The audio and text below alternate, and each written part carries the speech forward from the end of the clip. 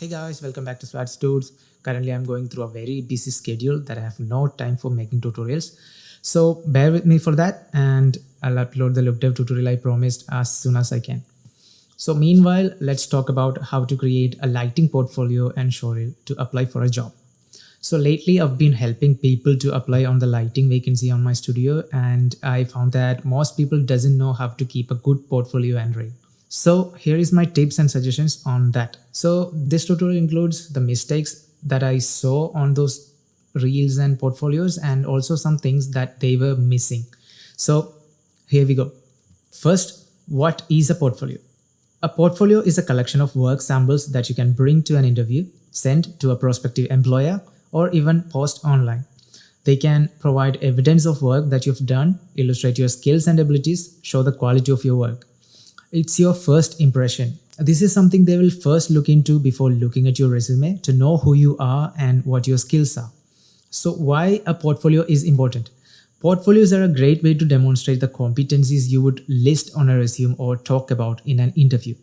During a job search, the portfolio showcases your work to potential employers. It presents evidence of your relevant skills and abilities. Outside of a job or client search, archiving samples of your work to a portfolio is a great way to keep track of your accomplishments and make note of when you acquire key competencies. Having it all together in a portfolio can be useful during your yearly review or helpful to understand where you need improvement on your work. So, where can we create a portfolio? Well, most 3D artists prefer ArtStation and CG Society these days. There are sites like Behance also, but mostly designers prefer that. So we can go with ArtStation and CG Society. Also, you can create your own website with websites like Wix.com, which is also really cool. CG Society doesn't support videos, and on ArtStation we can upload a video with maximum of 25 MB with free subscription. So you can't upload your reel to any of these websites, but you can share the link on ArtStation. We'll talk more about reel in a few minutes. So where I shouldn't put a portfolio. I saw many people putting their work in Google Drive together and send the drive link. You shouldn't do that way because it's not professional. Also, don't attach or send the works directly on messages or mails. That too is not professional. So, how you should make a portfolio? Well, if you are making one for the first time, don't put all your works in the portfolio. Only the best should go in it. If you think that the quality of one work will degrade all the other good works, then you should consider avoiding that one in the portfolio. Include descriptions of the work, what inspired you to do it, the planning, the workflows, softwares, etc. Definitely include breakdowns with the final output. Recruiters will always prefer to see the breakdowns. Keep each artwork in separate titles or albums, never put it all together. If you are creating a portfolio for the first time and you have a lot of work in hand, then make it such a way that your best works come first. If you're updating it with the new works from time to time, then you can leave it as it is. It's also a good thing to include your photography or painting arts if you have any with your portfolio, since all these three shares the same lighting principles for work. But you can't put photography works in ArtStation or CG Society since it's a 3D gallery. So you can prefer Flickr or 500 pics for that. Or you can have a website of your own with separate pages for each of these contents. What you shouldn't do on a portfolio. First, never put all the works together in a single page. Websites like ArtStation and CG Society gives you the freedom to have multiple pages for each of your artwork. So, utilize it properly. Also, if you have other hobbies like paintings or other VFX skills, separate those artworks from lighting. Never mix it all in one portfolio. It's going to create confusion. So, that's all for portfolios. Now, let's talk about lighting reels. So, what is a showreel? A showreel, also known as demo reel or sizzle reel, is a short video showcasing a person's previous works. It can include both professional and personal works.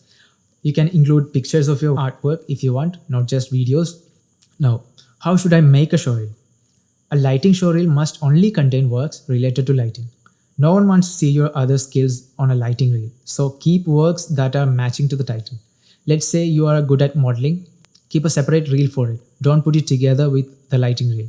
Then it becomes a generalist reel. Second, make it short. It should quickly show what you can do in the least amount of time. Let's say just 1 minute. But if you have more works, then it can go longer, but a time frame of 1 minute to 1.5 is a good one. Include only the best works. Make it always about the quality of your work, not the quantity. Include variety of works like sets, characters, VFX shots, etc. Also show different time, morning, evening, night, etc. and also different moods. That will show your skills more. Include breakdowns. Name each render process so that it's easy to understand the breakdown. Give time for people to see the final output properly, but keep the time for breakdowns short. I've seen people spend 2 seconds for each breakdown frame. That's not necessary. Let's say keep 1 second for 2 breakdown frames. It helps to make the reel shorter. If you can add descriptions of each shot, like project name, what you are responsible for on that shot, that would be helpful for someone who's watching it. Music is really not necessary, but if you want to add some music, add some subtle ones. I see people add epic musics to create an impact on the reel, but it won't work, guys. Mostly recruiters will see it on mute because they know this is going to happen. So now, where you should upload the reel? A good website to upload the reel will be Vimeo. Mostly professionals prefer Vimeo because of less quality compression. And one more advantage is that you can replace your video when you want to update your reel so that your reel link don't change with each updation. So someone who has your reel link can come months later and can see the updated reel. YouTube is also an option, but I would prefer Vimeo. So some final thoughts on resume. Apart from all basics of resume, it's important that you have your portfolio and reel link inside your resume. Also, when you apply for a job, when sending your resume, include the portfolio and reel link separately in the mail. That will be more helpful for the recruiters just to check the link straight away. So that's it. I hope it was helpful and I'll see you guys in the next tutorial. Till then, like, share and subscribe. Bye.